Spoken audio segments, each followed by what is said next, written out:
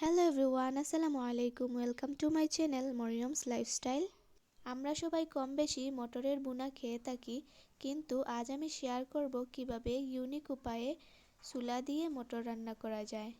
আগে থেকে সিদ্ধ করে রাখা মটর, চুলা এবং আলু ভালোভাবে পরিষ্কার করে নেব পানি দিয়ে। তারপর চুলায় একটি কড়াই বসিয়ে তেল দিয়ে দেব পরিমাণ মতো। তেল গরম হয়ে যাবার পর আদা এবং রসুন ক্রমান্বয়ে দিয়ে দেব এবং সেগুলোকে হালকা ভাজতে থাকব। আদা রসুন হালকা ভাজা হয়ে যাবার পর আমরা কুচি কুচি করে রাখা পেঁয়াজ দিয়ে দিব পরিমাণ মতো।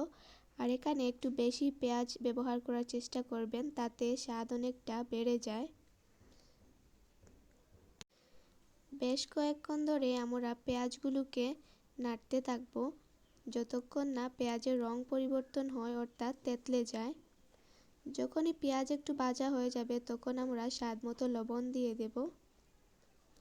চুলা এবং মটরের মিশ্রণের পরিমাণ অনুযায়ী আমরা এখানে লবণ ব্যবহার করব এবং টমেটো দেব। টমেটো দেওয়ার ফলে হালকা একটু টেস্টি ভাব এবং স্বাদ লাগে।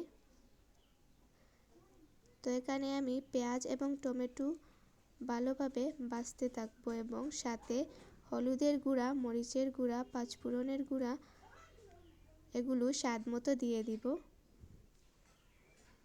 সবগুলো উপকরণ দিয়ে দেবার পর আমরা সেগুলোকে ভালোভাবে মিক্স করতে থাকব, অর্থাৎ অনবরত কয়েকক্ষণ ধরে নাড়তে থাকব যাতে মশলাটা পারফেক্ট হয়। যখন মশলাটা পারফেক্ট হয়ে যাবে তখন মিক্স করে রাখা চুলার সাথে মটর এবং আলু এগুলো দিয়ে দেব এবং সামান্য কুসুম গরম পানিও দিয়ে দেব। তারপর হালকাভাবে নেড়ে আমরা ঢাকনা দিয়ে ঢেকে রাখবো।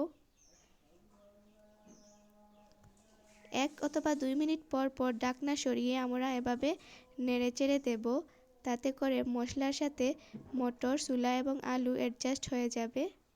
তারপর চুলা থেকে নামানোর আগে কুচি কুচি করে রাখা ধনিয়া পাতা দিয়ে দিবেন। কেমন লাগলো ভিডিওটি জানাবেন এবং সাবস্ক্রাইব করে পাশে থাকবেন। Thanks for watching. Allah Hafiz.